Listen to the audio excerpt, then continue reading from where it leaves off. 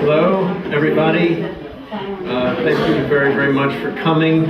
I'm Jonathan Brent. I'm Executive Director of the YIVO Institute, and it's a great pleasure to welcome all of you to YIVO. Let us turn to the subject of tonight's discussion and lecture. And I would like now to introduce Karen Auerbach, our main speaker, who is the author of the House of Ujazdowskie, 16 Jewish Families in Warsaw After the Holocaust, which is published by Indiana University Press. And I invite you all to see a copy of the book that is on the table outside, which Karen will be very happy to sign for you, and which you should purchase to support scholarship and the YIVO Institute. Karen Auerbach is still good. Thornhill Lecturer in East European Jewish History at Monash University in Melbourne, Australia. Karen was the recipient of the Alexander and Alicia Hertz Memorial Fellowship at the YIVO Institute in 2007. And as Marek Webb pointed out to me earlier this evening, Karen was here at YIVO for some time doing research in our archives, so it's a great pleasure to welcome you back, and it's wonderful to see the fruits of your work.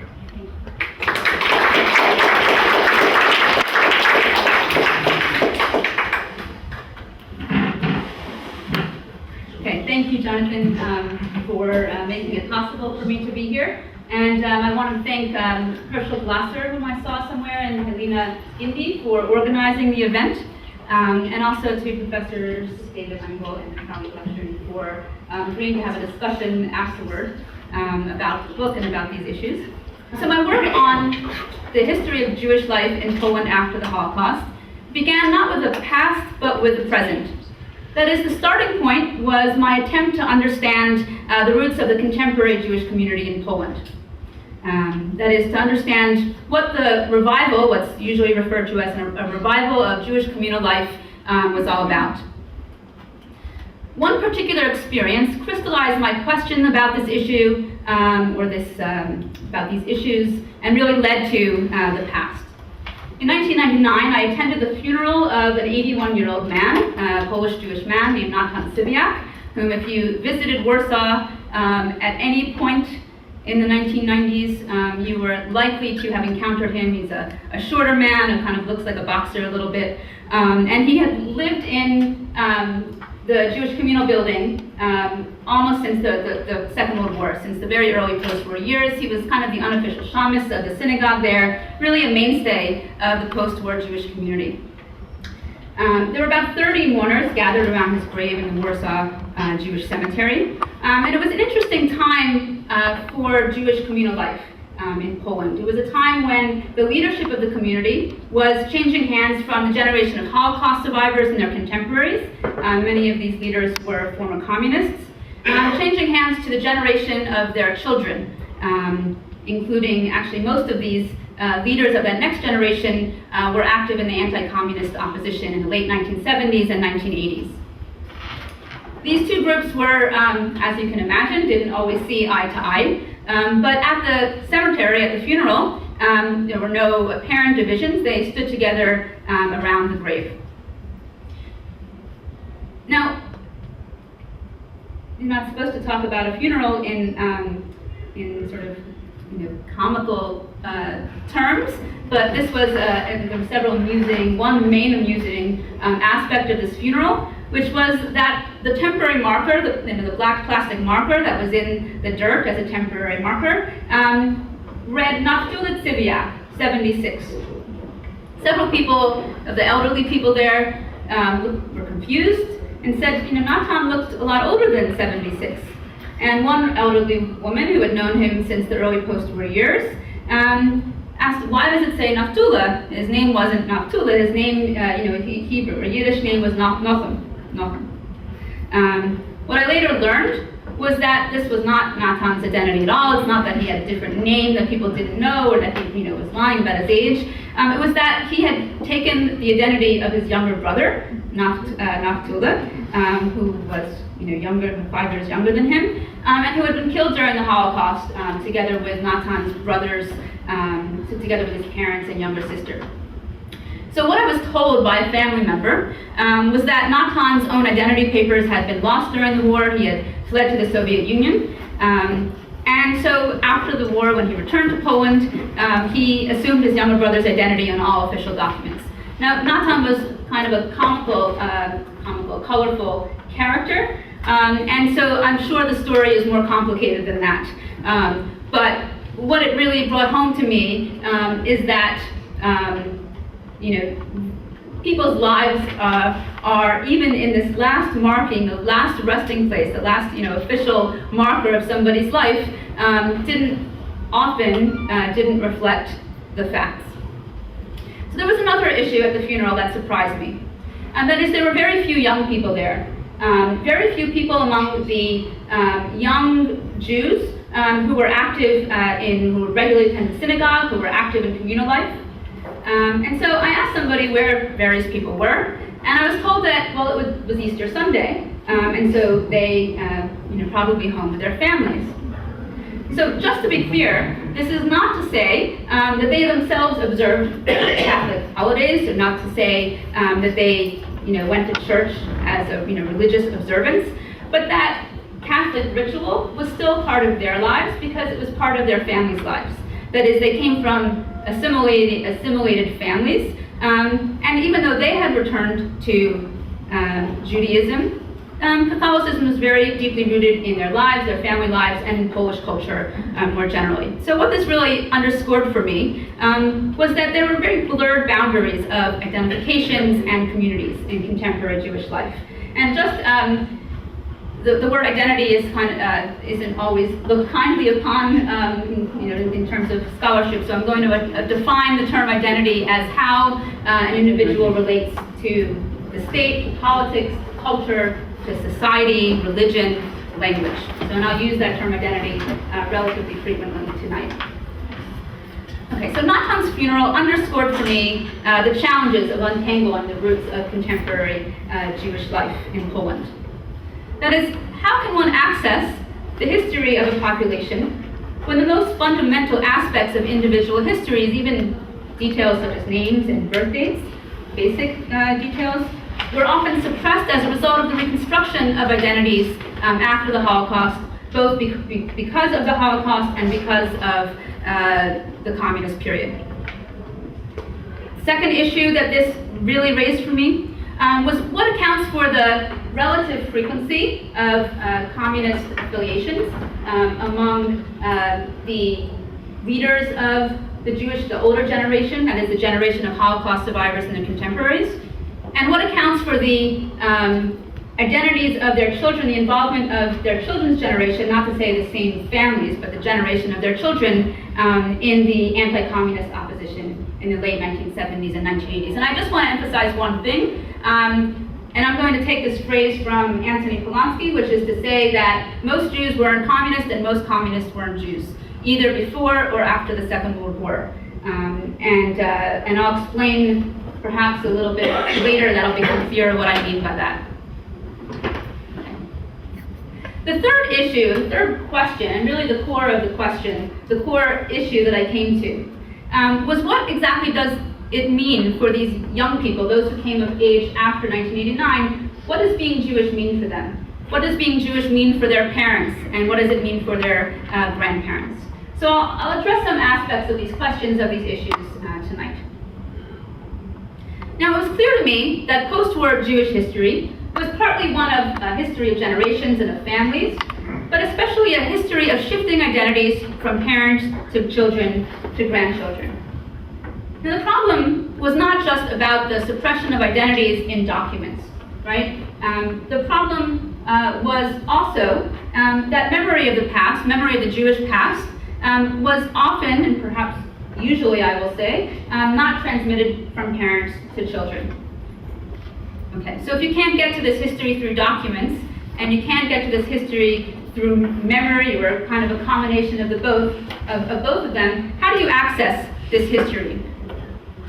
So the more time I spent in Poland over the following years, the more I understood that there was an even more fundamental problem.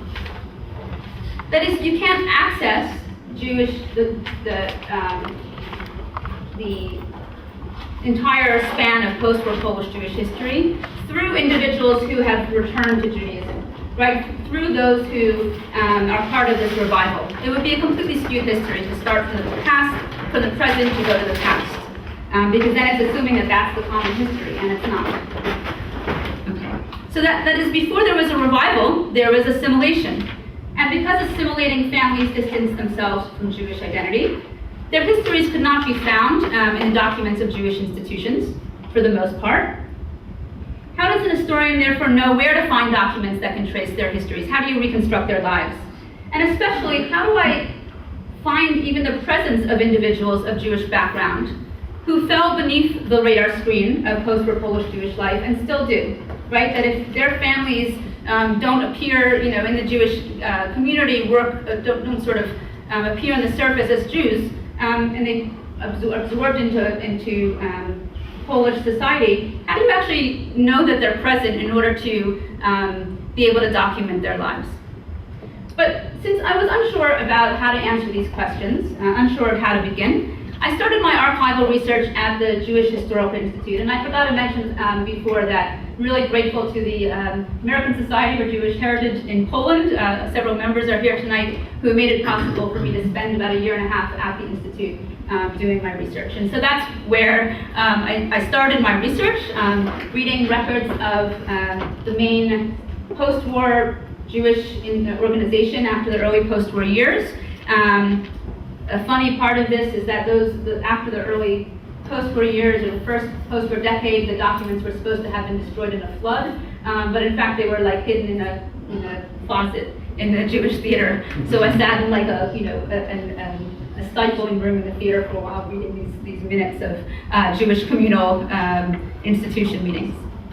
But where I really found my archival niche, where I began spending a lot of time, was in fact at the Institute for National Remembrance, which holds the archives of the security police, including the records of the security police's extensive surveillance of Jewish institutions and Jewish leaders.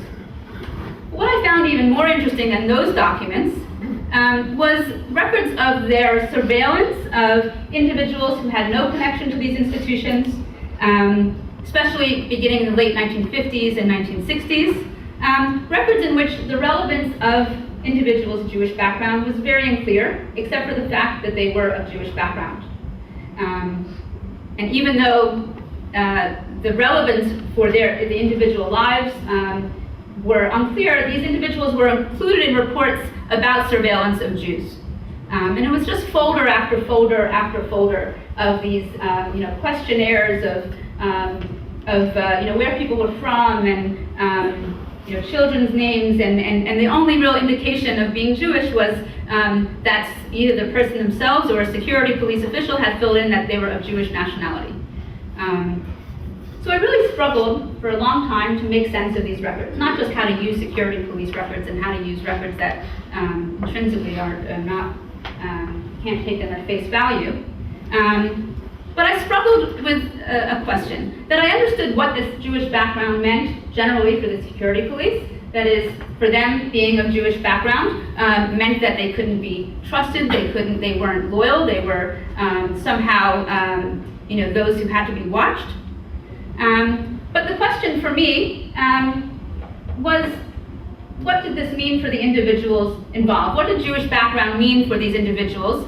Whether it meant anything at all, whether it had any impact on their lives beyond anti-Semitism. Now the answers became clearer for me after another rather odd experience in the Jewish community, which was at a Friday evening Shabbat dinner after services in the Jewish communal building. And I was kind of an anthropologist. I felt sort of like an anthropologist observing the community. And at one of these meals, a woman fainted suddenly. And no one knew what to do because no one wanted to, take a taxi on Shabbat, and me being non-observant, I offered to take this woman home in a taxi, and take her into the building. And what was unusual about this building, this is not common for buildings in Warsaw, is that the names of residents were on the block of mailboxes. Okay, so you saw last names of residents. Very unusual. I don't know if I've seen that in any other building in Warsaw.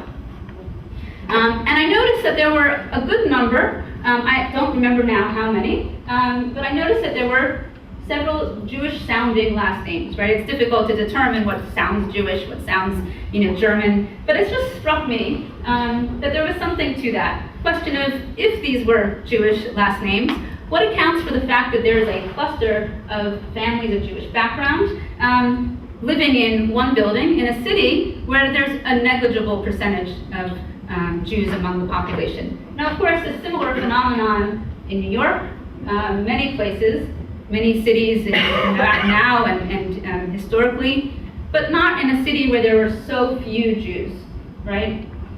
Okay, so that was the start of the path that led me to this building at Ujazdowskie 16. Its history and the history of the residents of Jewish background there raised some of the most resonant issues in post-war Polish Jewish life. Immigration and assimilation were just as important, were both central to these families' histories. So approximately half of the families emigrated from Poland, most of them after the 1968 anti-Semitic campaign, which I will explain in a minute, while approximately half of them remained in Poland and never left. Okay, so emigration and the history of immigration and the history of those who remained both were integral to these, the history of this building and its residents. Third, and this was really important for me, several of those who grew up in the building after the war are today prominent figures in Poland. So the current day vice mayor of Warsaw, Władek Paszyński, grew up in this building. He was the youngest of the children's generation.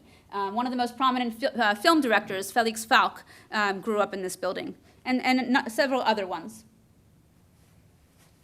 And what's important for me, for these individuals who became prominent in Polish culture and society and politics, is that their family had not only assimilated into Polish society through intermarriage, through involvement in non-Jewish social circles. None of the grandchildren in these families were raised as Jewish among those who remained, but they had become insiders. They were not just assimilated, but real insiders in Polish culture and society.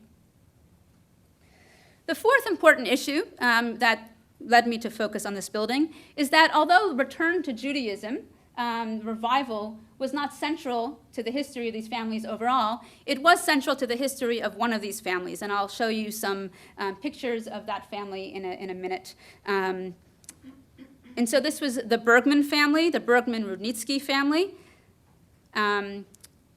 The two of the cousins still live there today, down the hallway from one another in the apartments that their families moved into in 1948. And one of the cousins was until recently the director of the Jewish Historical Institute. The other cousin, who was born in the Gulag in 1938, is a professor of Polish history who also writes about the history of anti-Semitism. And interestingly, the third cousin, who was older, married a Catholic man, went to church with him regularly, continued to go to church even after her husband died, and yet she never converted. And when she died this past January, she was buried in the Warsaw Jewish Cemetery, where her parents and grandmother and aunt are also buried. And that family is the only one of those families who remained in Poland who were buried in the Jewish cemetery, who have family members buried in the Jewish cemetery. So the histories of these families can be accessed through, for example, looking at revival and going backward, right? Not looking at the history through the eyes of the revival, but at least accessing their presence. Most of the other families, nearly all of the other families, would be invisible. Many of them never registered. They're not in the the registration list of Jews that was compiled by the Central Jewish Historical Commission or by Jewish communal organizations right after the Second World War. Their very presence wouldn't have been obvious except for the fact that I started with this one family, actually the director of the Jewish Historical Institute, and that led me to these other families through networking, through, one family led me to another. Otherwise, they wouldn't really be visible on the surface of Jewish life. Okay, but it's the history of the other families that I was most interested in. I felt that assimilation, which was the trajectory of these other families, I felt that that was not represented in the picture of Polish Jewish life because it was difficult to access, and I was really seeking to understand that process in order to fill out a picture of Polish Jewish life in a way that added to the framework of emigration and anti-Semitism. Now, anti-Semitism and emigration are undoubtedly continuous factors in post-war Polish Jewish life. But I argue that a third element is really essential to understanding this history, that of integration, aspirations for integration, and the degree to which integration was possible in the political and social contexts of post-war Poland. Okay. So let me just give you some background, just a brief background. I think I'll just stick with numbers and location, is that these are just to give you a sense of the demographic trajectory. There were approximately 3.3 million Jews in Poland in 1939. Approximately 300,000 to 350. These numbers are these numbers are based on Albert Stankowski's research, who has done really the most detailed demographic estimates on this. There were somewhere between 300,000 and 350,000 Jews who survived, the vast majority of them in the Soviet Union. About 50,000 survived in Poland itself. And you see that there was a gradual depletion, not so gradual right after the war, depletion in those numbers. That there were three main immigration waves. After the Second World War. The first went through about 1950.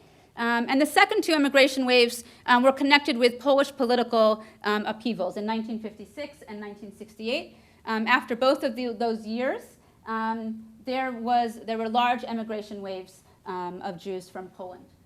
And so at the same time, in late 1950s, at the same time that Jews were leaving Poland, they were also returning to Poland from the Soviet Union. And so even more Jews actually left than are apparent from the numbers between 1950 and 1960. In 1968, the government cracked down on student anti-censorship protests, manipulated those protests, scapegoated Jews and individuals of Jewish background for those protests in what was called an anti-Zionist, what is called sometimes an anti-Zionist campaign, really an anti-Semitic campaign. And after that, in that year and the following 2 years, somewhere, again, the numbers are unclear, somewhere between 12,000 and 20,000 Jews left. I think the most accurate number, which is based on the research of the researcher on whose numbers I use here, thank you. That's helpful, thank you. Is about 15,000 Jews left in this period. But like I said, the problem of counting the Jewish population in Poland after the Holocaust is itself part of this history. That if you base the count on the registration records of those who registered as Jews right after the Second World War, about half of these families that I write about aren't present anywhere in those records. Okay? Just to give you a sense of the problem, whom these numbers don't represent. Okay? Now, there was a change, and I think I may do this very quickly, is that Poland's borders shifted westward after the Second World War, and the vast majority of Polish Jews survived in the Soviet Union. And most of them, a lot of them, were settled in areas of Germany that became Poland, that became Western Poland after the Second World War. So if you see Poznan, Wrocław, Szczecin, these were areas where the Germans were forced across the border or themselves left. Did I say Warsaw? Oh, okay, I'm sorry. Wrocław and Szczecin, the area and sort of northeast and northwest and southwest area. So Jews from Polish Jews who were returning from the Soviet Union were settled in these communities. So there was a change in the geography of the Jewish population in Poland. Okay. Now let me provide a brief sketch about the Jewish families at Ujazdowskie 16, Jewish families and families of Jewish background. From 1948 to 1968, Jewish families lived in nearly half of its 23 apartments, at a time when surviving Jews made up a negligible percentage of Warsaw's population. Their common address resulted from social, political, professional ties that connected one neighbor to another. And as I said, these individuals were distanced from Jewish institutions except for one woman, and they lived there because the parents were founding editors and directors of the post-war Polish Communist Party's ideological publishing house, as well as other publishing institutions. Nearly all of the parents, those who were adults during the Second World War, survived first in Eastern Poland and then in the Soviet Union. One woman survived in Auschwitz. Two parents on the so-called Aryan side. There were two adopted children who were hidden children during the Holocaust. But what I think is key to understanding these families' histories is that 12 of the 18 parents were pre-war ideological communists, mostly the men in the families, but also two women. Okay. So the post-war lives of the families at Ujazdowskie 16 are replete with contradictions. More than half of the parents were internationalists in ideology, and yet through their publishing work, they were completely immersed in the Polish word, immersed in Polish culture, a certain strain of Polish culture. There was kind of a cult of the book and a cult of the Polish language among them. They were distanced from their Jewish background, and yet they lived in a building where nearly half of their neighbors were Jewish. So despite the integration of the generation of parents into Polish culture to lesser or greater degree before and after the Second World War, the association of many of these individuals with communism was an obstacle to their integration into surrounding society in the first post-war decades. Okay. Now these networks, I'd like to emphasize, were not exclusively Jewish. The connections that brought these families together also included several non-Jewish families, among them two that were in the communist underground and helped Jews, provided help to Jews during the Holocaust. But their ideology, even though, and I want to go back and say that these families are not entirely representative of the Jewish population in Poland after the Holocaust because of the predominance of communism among the parents' ideologies. And yet their ideology exaggerated the secular influences that shaped post-war Polish Jewish life more broadly. That on the one hand, secularization in theory would facilitate Jewish integration, right? But many segments of non-Jewish Polish society viewed secularization of public life as a threat to Polish national identity. And this is, I think, the core issue. It really reflects the uneasy position of Jews between state and society in Poland after the Holocaust, after the Second World War in communist Poland. And this is an issue that threads through, I think, modern Polish history more broadly, modern Polish and Polish Jewish history more broadly. Okay. I think for reasons of time, I may just, I think I probably have about 5 more minutes, or am I okay with time? How much time do I have? 5 minutes. 5 minutes? Okay. Now, none of the children who grew up at Ujazdowskie 16 knew that so many other families had Jewish roots. That, you know, if they didn't have a so-called Jewish last name, the children, maybe the parents had been aware that these other families were Jewish or of Jewish background, but the children weren't. And I want to emphasize that these were not families in which the children didn't know they had Jewish background. These children, all of them said that they always knew from a young age that their families were Jewish or of Jewish background.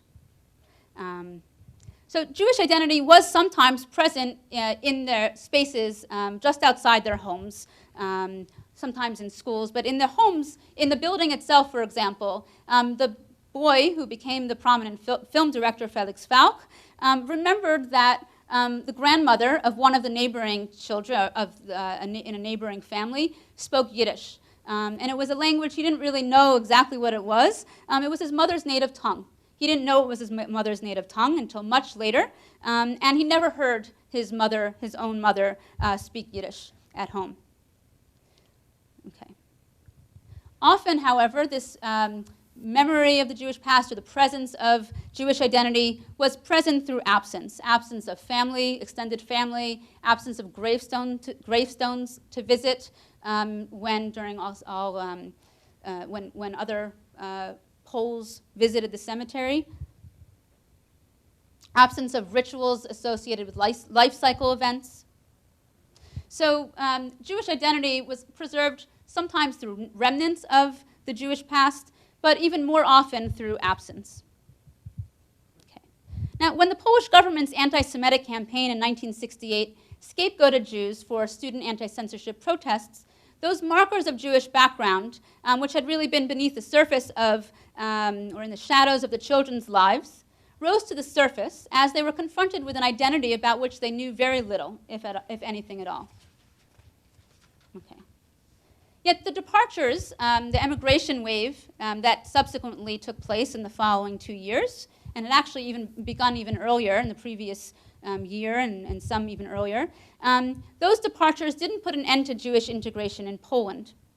As the children who remained after 1970 entered adulthood, isolation from Polish society, which really had characterized not only the lives of their parents, but their own lives in childhood, even though they weren't aware of that for the most part, they began to overcome that isolation through intermarriage and increasing participation in non-Jewish social circles.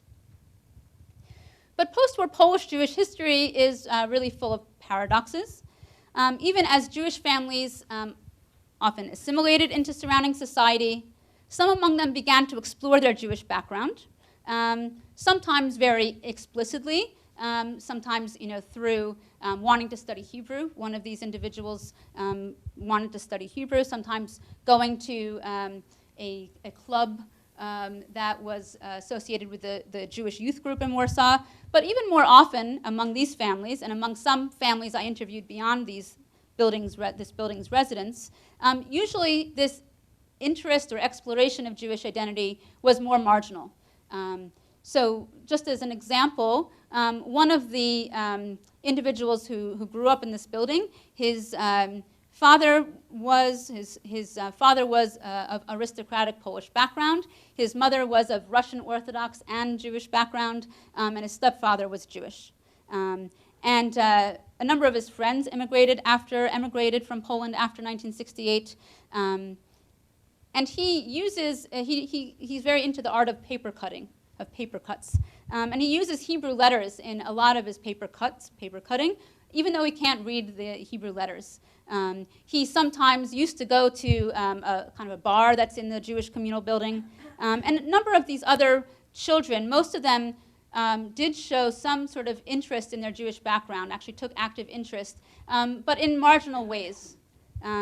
So, for example, another individual gave a talk to the Jewish communal organization in which that had taken care of his mother in old age. So usually very marginal connections. Okay.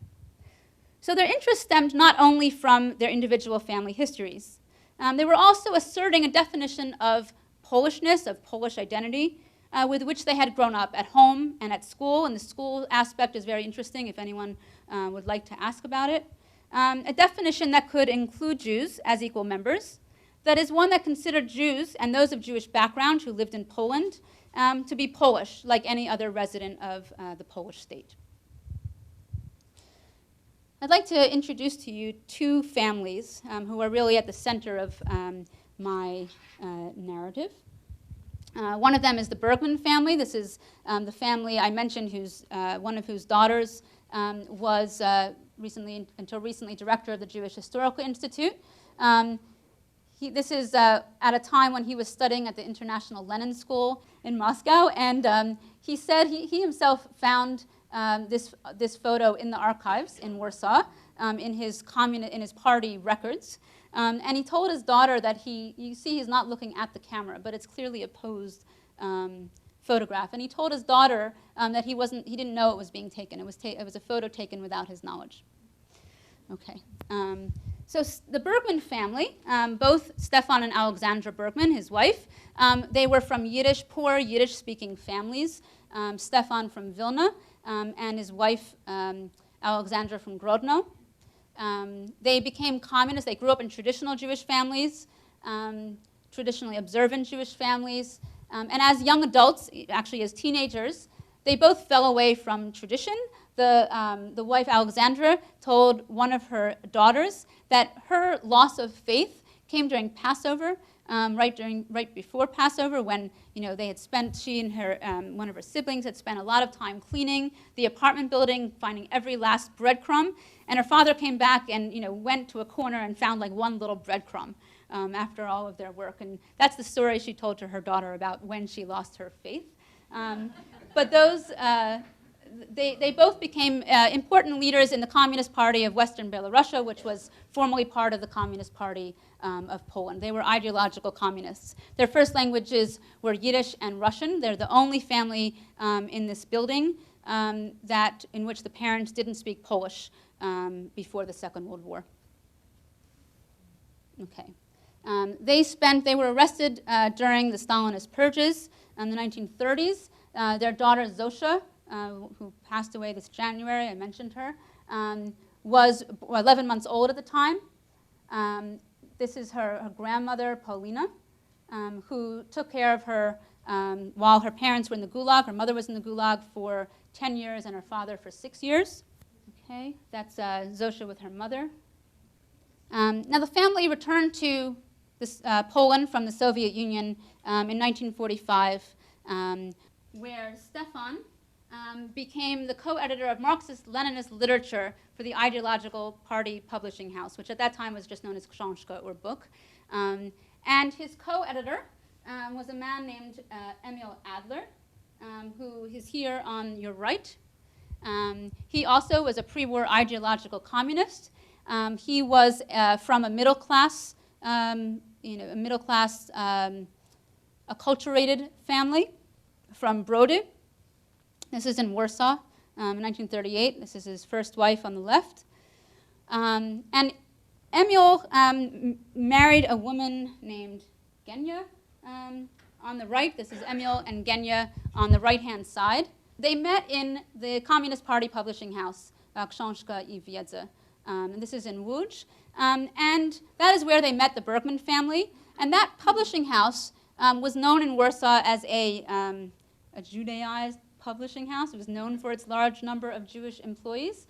And these families, they went on vacation together. They were neighbors. And they really rebuilt their communities around these sort of informal political, professional, and social connections.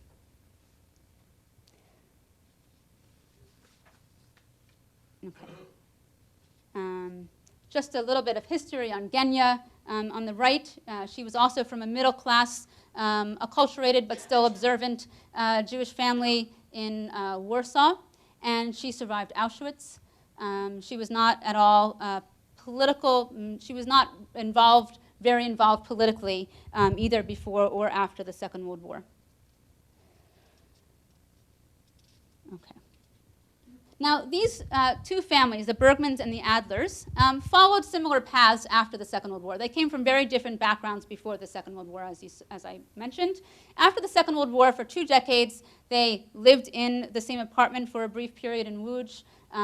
They were very close friends. And in 1968, very shortly after the student protests and really after the anti-Semitic campaign accelerated, Emil Adler, Genya, and their 2 children decided to emigrate. And that was where the paths of these 2 families diverged. And yet, in these 2 countries, where their lives were very different, the Adlers emigrated to West Germany. The parents followed somewhat similar paths, in that from their ideology as communists, completely distanced from Jewish life, from Jewish institutions, both of them in adulthood came back to Jewishness, and I'm going to put that in quotes and maybe we can talk about what that means, in that the Adlers in Germany became very involved in the synagogue. They were leaders in the synagogue, and the Bergmans, not Alexandra Bergman, but Stefan Bergman, became very involved in the Jewish Historical Institute.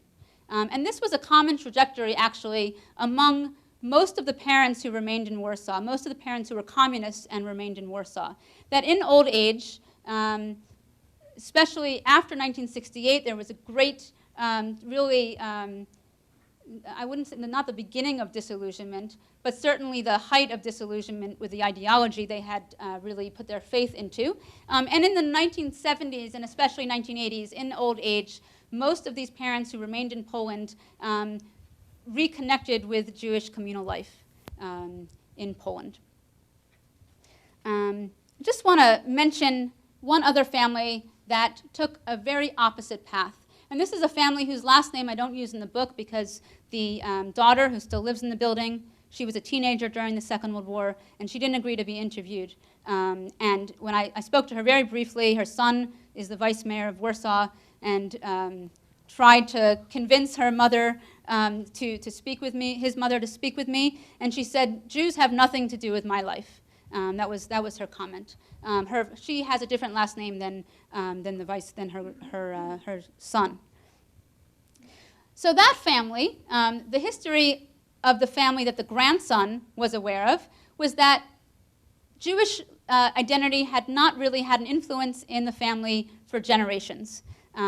That his grandmother always spoke Polish and was integrated into Polish culture. And that was the memory, or the sense of the sense of the family history that he absorbed from his mother and grandmother. It turns out from documents that his grandmother's first language was Yiddish, that her brother was a teacher in a cheder in a small, relatively small town, and that she grew up in a relatively traditional Jewish family. And yet she had begun to, she went to Warsaw University where she studied Polish history and literature, as well as other fields. And in her first Warsaw University document before the Second World War, she listed Yiddish as her first language, but not in later documents before the Second World War. So that sort of reshaping or reconstruction of identities or identity change was not just because of the Holocaust and not just after the Second World War, but for her began even beforehand. And the grandson married a Catholic woman, and they raised their children as Catholic. And yet Władek, who the vice mayor of Warsaw, was very involved in a Catholic Jewish Friendship Society and has been involved in the city's behalf in the planning of the Jewish Museum, the new Museum of the History of the Polish Jews in Warsaw. So you see that the children, the path of the children of the Bergmans, right, those two cousins who became explicitly involved in Jewish institutional life and Jewish cultural life, that wasn't the common path of these families. They were really the only ones who followed that path. All of the other children, and that's the only family, in fact, where there was not a new generation. There's no grandchildren of survivors in that family. All of the other families, the children, the grandchildren of survivors, all were raised either without any religion or in the Catholic religion. And yet, almost all of those children, meaning the children of survivors, expressed some interest or somehow explored their Jewish background to greater or lesser degree. So it's really this more marginal interest that is the more common experience than revival of Jewish communal life in their lives. Okay, so to conclude, through the lens of the Nazi genocide and the loss of the richness that characterized Jewish life in Poland before the Holocaust, it has often been difficult to view the lives of those who remained there as deserving of study, although recently Jewish life in Poland after the Holocaust has drawn increasingly scholarly attention. Natalia was an early one of those. Yet post-war Polish Jewish life is characterized not only by rupture from the pre-war period, but also by continuities. that underscore understudied threads of pre-war Jewish life, particularly Polonization among some parts of the pre-war Jewish population, and aspirations for integration and acceptance as Poles, despite anti-Semitism that was an obstacle to those aspirations. Now, the Holocaust and communism, despite the continued presence of anti-Semitism, eventually, after the Second World War, accelerated assimilation because of distance from Jewish identity among those who were born after the war and remained in Poland after 1970. And this accelerated assimilation really brings into sharp relief the complications of integration and identity and Jewish identity in modern European Jewish history more broadly, perhaps beyond Europe. That is, the question of how and to what degree Jews can be fully accepted as equal members of European societies while still retaining their identity as Jews. Okay.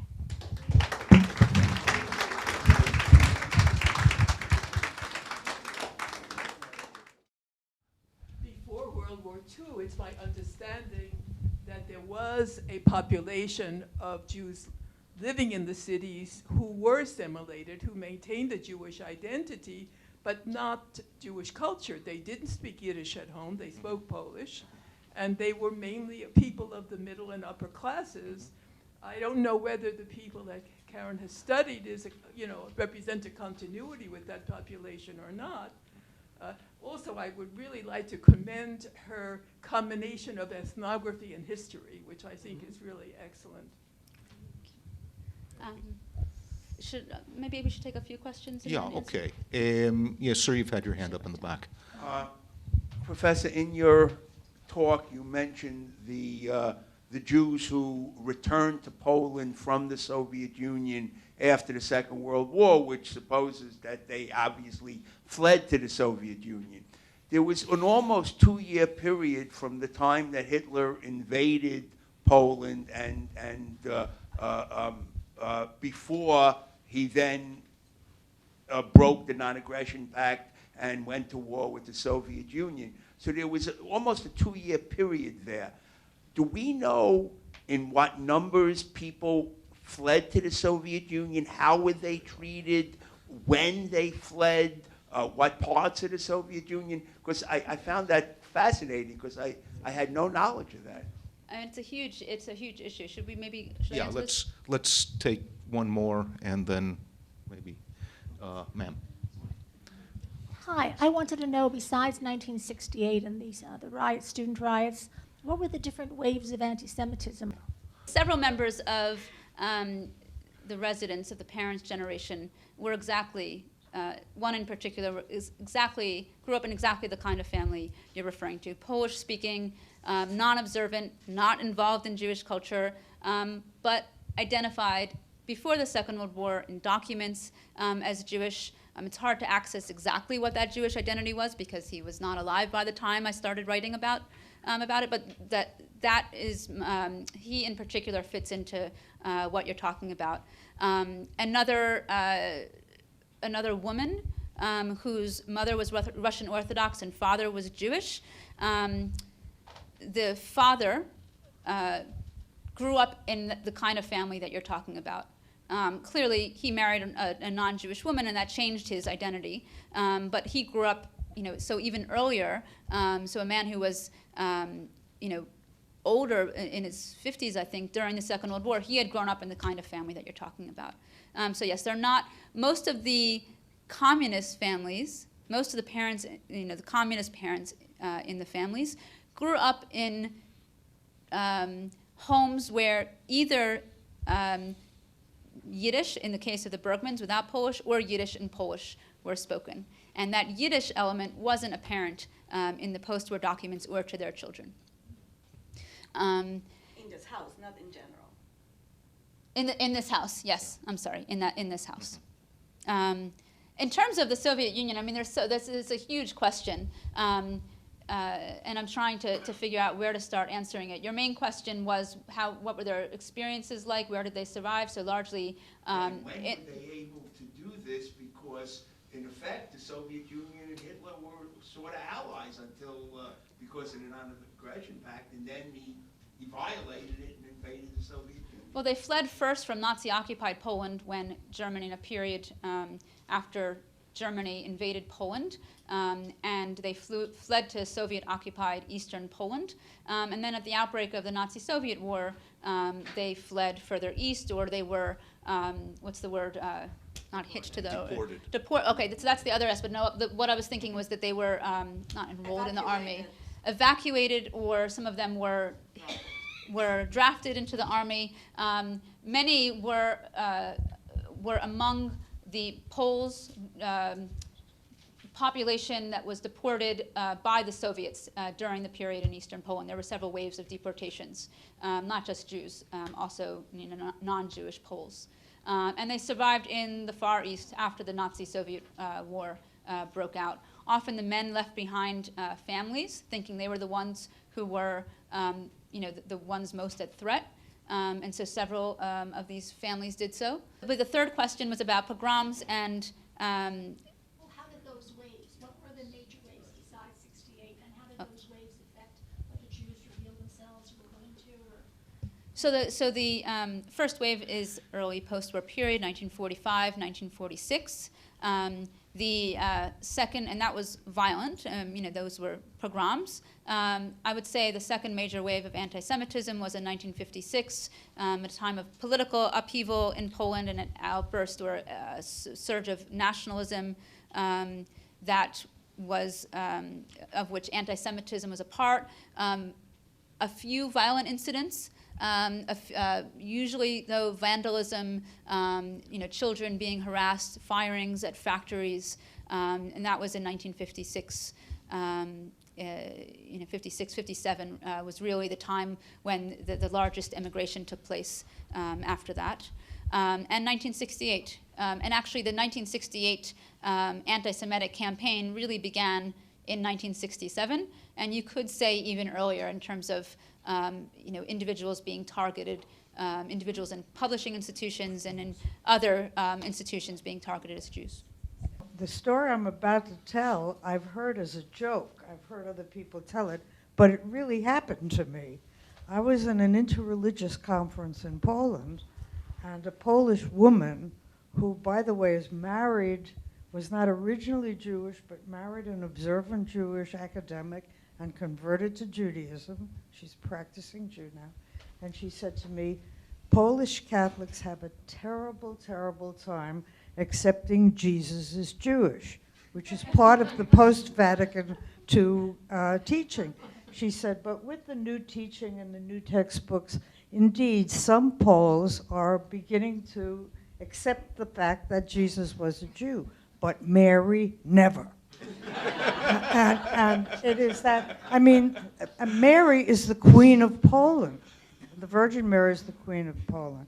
And the question that I want to ask following up, and I don't know whether it's probably not part of your research, but you may be able to respond to it.